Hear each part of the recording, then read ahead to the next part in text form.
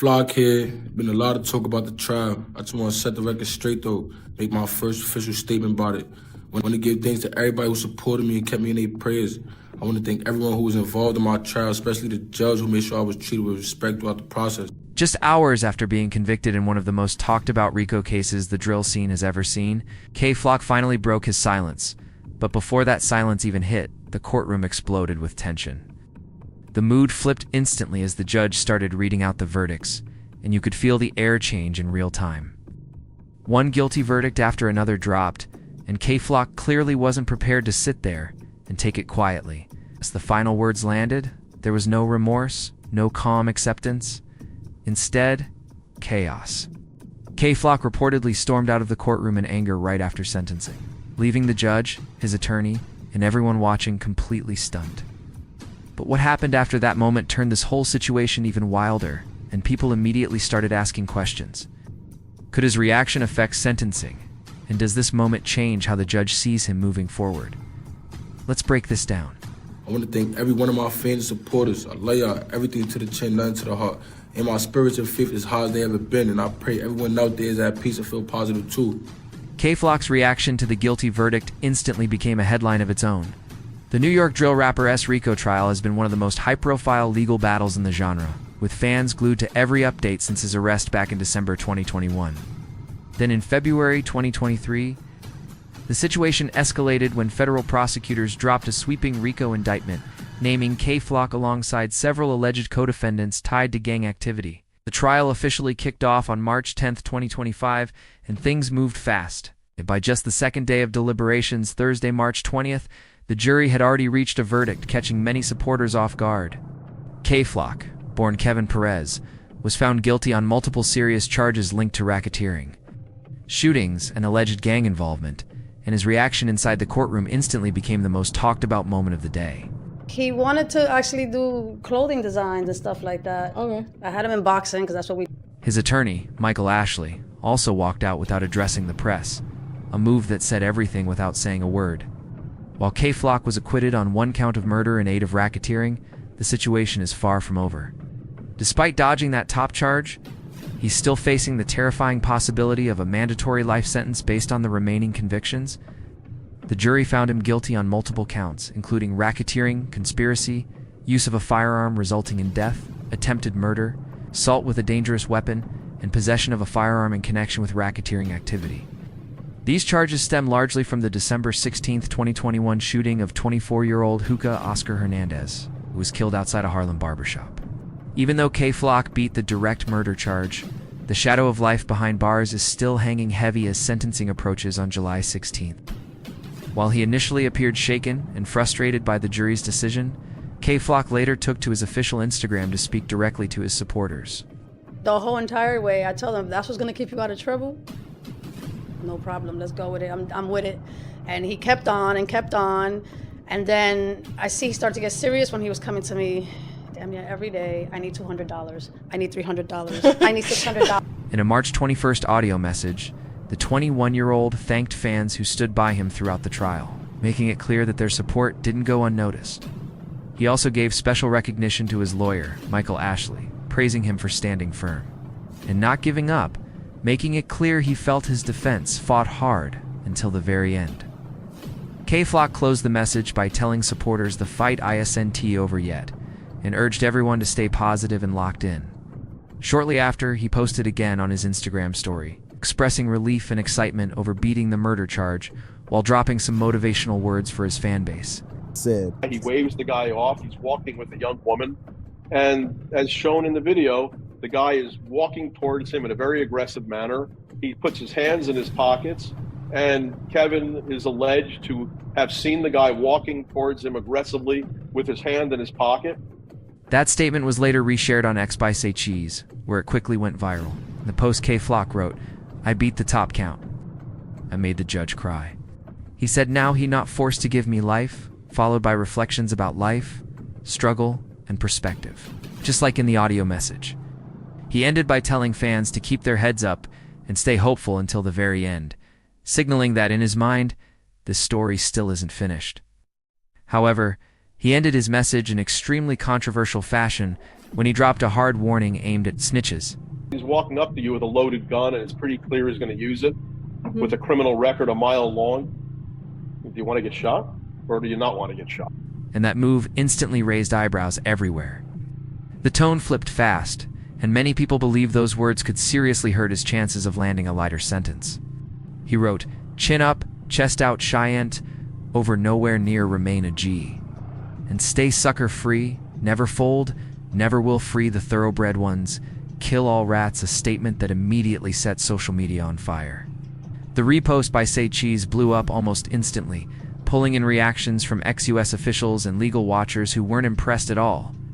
A lot of them openly expressed disappointment, saying those threatening words could easily work against him in the judge's eyes. One person bluntly commented that posting "kill all rats" was definitely not the move if someone is hoping for mercy at sentencing. Another reaction came in even harsher, saying, "Bro beat a murder charge, then turns around and posts 'kill all the rats.'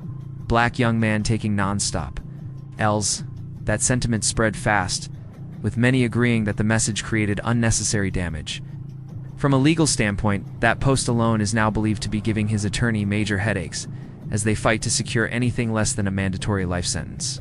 Still, K-Flock's decision to throw caution to the wind perfectly reflects the anger and betrayal he's clearly still carrying. That pain reportedly traces back to one of his own friends, testifying against him in court, a move that shook everything. The former friend, identified as Vance Brockington, took the stand and detailed an incident where he claimed Flock shot a rival gang member in retaliation for him being shot first. According to an ex-US explanation shared online, the situation cut deep.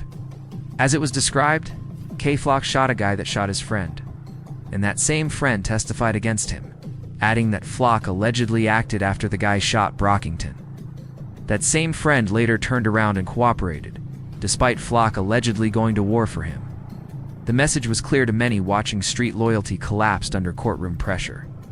Meanwhile, Inner City Press senior reporter Matthew Russell Lee gave a detailed breakdown of how everything unfolded when Brockington testified as a cooperating witness. Through a series of court updates, Lee described the intense questioning that took place during cross-examination. When prosecutors asked Brockington who called him while he was in the hospital after being shot, he responded, "KK," saying, "You know, we got you, bro." When asked to confirm that KK was the defendant, Brockington answered, "Yes." Brockington went on to claim that Flock was planning retaliation and even led others into a revenge shooting, which allegedly resulted in someone being grazed in the face. Learning about that testimony left many supporters furious, yet confused. A lot of people still can't understand why Flock would risk everything after already beating the murder charge.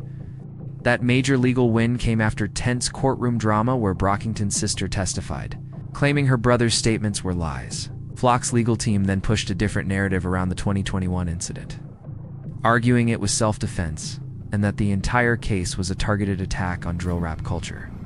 This argument gained traction after prosecutors used Flock's lyrics and music videos as evidence, claiming they functioned as confessions to violence and gang activity, a move that continues to divide public opinion. Prosecutors doubled down on the idea that some rappers allegedly commit a shooting and then turn around and make music about that same moment, a move they claim boosts the artist's status in the streets and fuels more chaos. According to their argument, this pattern isn't accidental. Drill rap culture allegedly turns real-life violence into clout, attention, and momentum that spreads fast. One example prosecutors leaned on heavily was K-Flock's music video, "Who Really Bugging?", which they reportedly cited as evidence. They claimed the lyrics directly referenced a real shooting, suggesting the song crossed the line from art into alleged confession. On top of that, the prosecution argued that glorifying crime through drill music creates a dangerous back-and-forth cycle, one that has allegedly contributed to multiple deaths across New York streets. But Flock's legal team pushed back hard on that narrative. They slammed the use of rap lyrics as courtroom evidence, calling it unfair and damaging, especially to Black and Latino artists. According to the defense, drill music doesn't automatically equal real life. And they stressed that Flock's songs were not autobiographical accounts of real events. They argued that criminalizing lyrics threatens creative freedom and sets a dangerous precedent for an entire genre. Even though the defense successfully convinced the jury not to convict K. Flock on the murder charge, the jury still unanimously agreed on all the other serious charges brought against him. That decision pushed the case one step closer to its end, closing a long chapter that has already seen Flock spend more than 3 years behind bars. During that time, the rapper never fully disappeared from public view, consistently updated fans on his well-being, sharing statements, photos from jail, and moments that kept his name alive online. Back in July 2023, he made headlines after posting a photo of himself on a jail call, using Lil Durk's One More Chance as background music, a subtle but loud message. The image was first shared on his Instagram story, then later reposted by DJ Akamix with the caption "New K Flock pic," instantly drawing attention. Nearly a year later, Flock popped up again after debuting a noticeably different look in new jail photos that surfaced on X on March 17, 2024. That image, later reshared by DJ Akamix with the caption "K Flock in good spirits," showed major changes. Flock appeared more muscular, with shoulder-length dreads, a sharp contrast from his earlier days as a rising star, when he had a slimmer frame and wore his hair pulled back. The post also included a recorded video call where a friend told Flock how many people were tapping in live. What started small quickly snowballed, with nearly 700 viewers tuning in before the call ended, proof his name still carried weight. Later that year, Flock dropped a 5-track EP titled "Make America Flock Again," linking up with past collaborators like Lil Che on the opening track "Fed Up," along with the C Zoe, Bilavi, Kenzo Bala, and others. Tracks like "What You On," "Clicking Everything K," and "Talk to Me" kept his momentum alive. Beyond music, jail time seemed to shift his mindset. Once known for spreading raw aggression, Flock began preaching peace from behind bars and even launched a Stop the Violence campaign in a June 17, 2023. Instagram post, a move that surprised many and showed a different side of him. Flock later pinned a long emotional note where he claimed he wanted to flip his influence and finally become a positive force for good. In that message, he shouted out several rappers who were also fighting RICO cases just like him, name-dropping artists such as Young Thug, Casanova, Take a Lil, Boosie, YNW, Melly, and others, making it clear he saw himself as part of a much bigger battle. The post also included a video that caught people off guard, showing Flock sharing what appeared to be a heartfelt moment with a young girl, a sharp contrast to the image many had of him. He captioned the post with a message aimed straight at his supporters, writing, "This is a PSA to all my fans and loved ones. If we all come together and move as one, we could change the world to a better and safer place. Hashtag Stop the Violence. Pray for me." The post took off fast, pulling in over 200,000 likes and more than 3,000 comments. With fans flooding the replies to show support and stand behind him, still, not everyone was buying it. Some critics questioned the timing of the post, suggesting it was nothing more than a calculated move to gain sympathy ahead of sentencing. They argued that real change takes time, and words posted online don't erase years of chaos. With his earlier comments about killing all the rats still fresh in people's minds, many felt Flock had already burned any chance of leniency and was slipping right back into the feared persona that made him notorious. To those critics, it looked like the same pattern repeating itself. Flock surrendered to law enforcement in December 2021 after being named a prime suspect in the killing of Oscar Hernandez. By that point, he had just turned 18.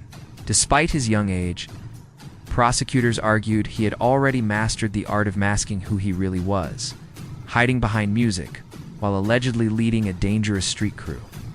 For years, Flock allegedly used drill music as both a shield and a megaphone, projecting one image to fans while prosecutors claimed he was deeply involved in street activity as a leader within the Sevside DOA group.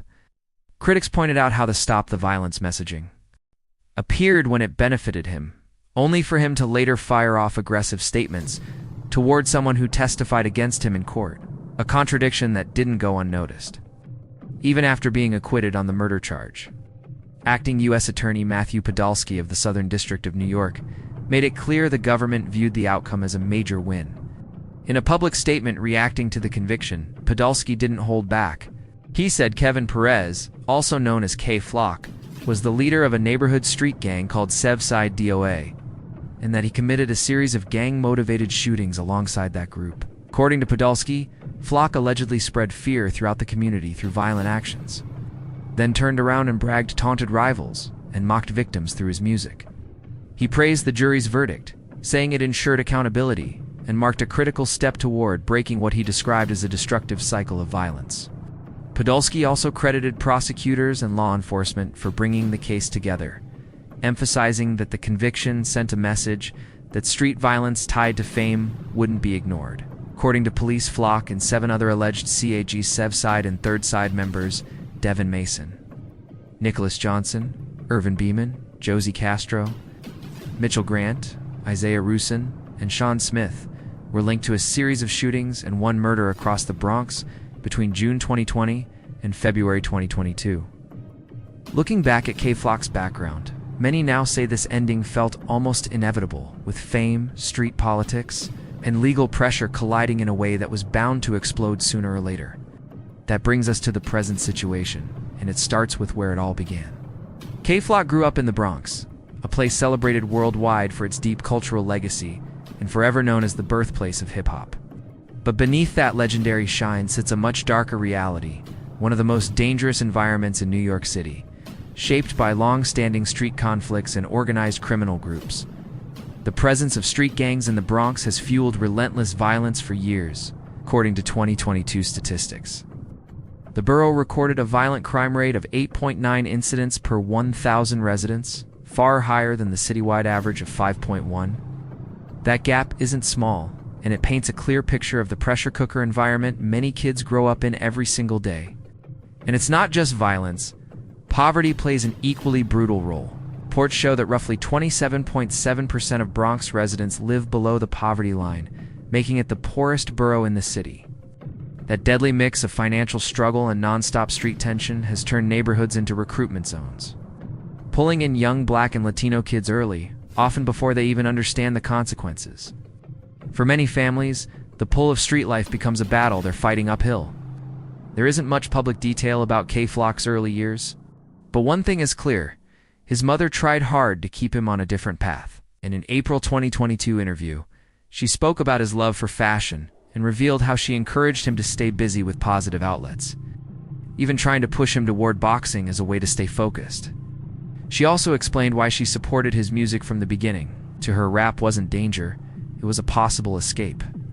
When asked if she backed his music career, she made it clear she did, hoping it could pull him away from the streets and give him a real future.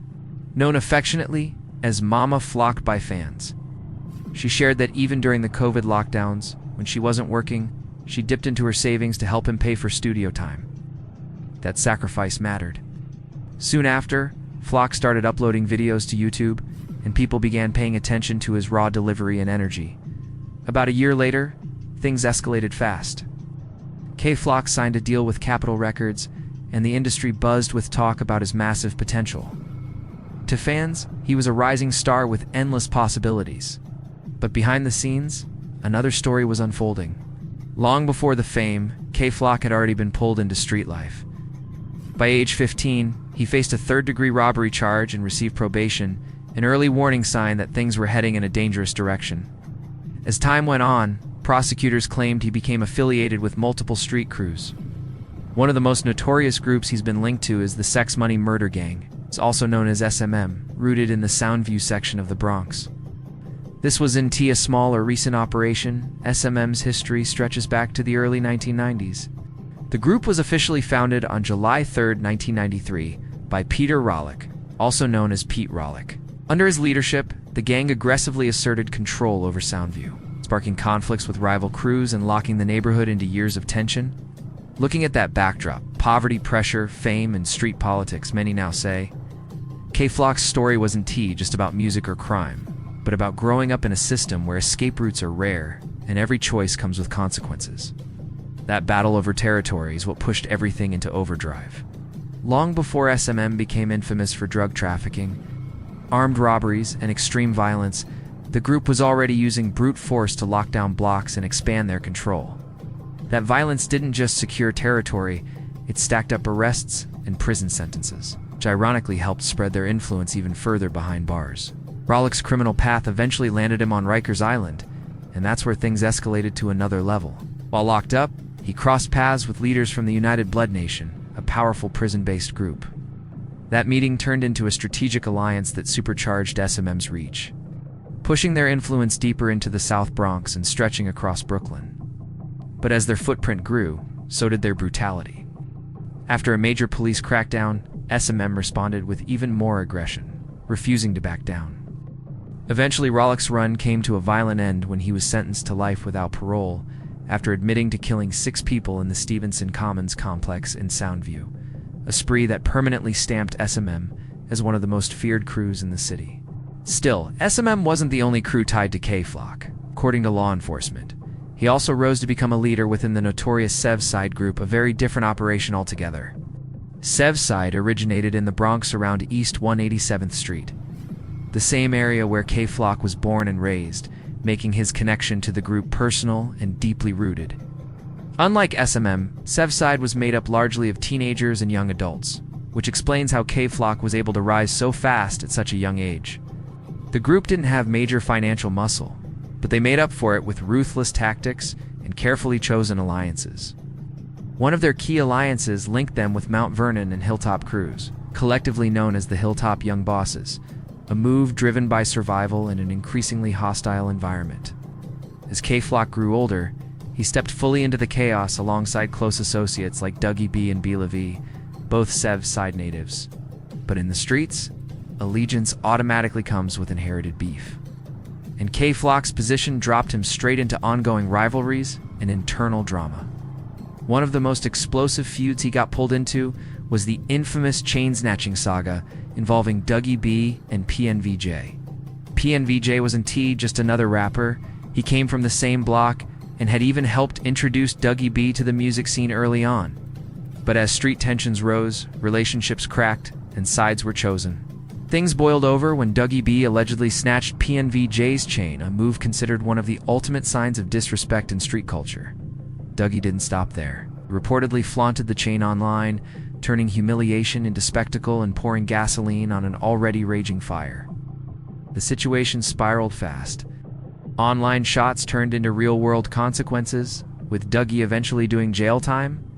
And right in the middle of the chaos, K-Flock couldn't resist adding fuel, hopping on Instagram to brag about the chain-snatching incident, a move that followed a familiar drill rap pattern of turning street moments into viral clout. That rising street reputation gave K-Flock's lyrics extra weight. His words hit harder because people believed he was living what he rapped. But that same deep involvement in the streets came with consequences that couldn't. TB dodged forever. Consequences that ultimately exploded into a RICO case rooted in a 2021 gang-related killing, changing everything overnight. K-Flock's downfall hit fast and hit hard. On December 16, 2021, just months after reportedly signing a massive $3 million deal with Capitol Records, everything collapsed in real time. What looked like the beginning of a superstar run instantly turned into the darkest chapter of his life. That day, K-Flock was walking through Sugar Hill in Harlem when Oscar Hernandez allegedly spotted him and decided to confront him. Surveillance footage later showed Flock passing a barbershop alongside 2 other individuals, moving calmly through the block.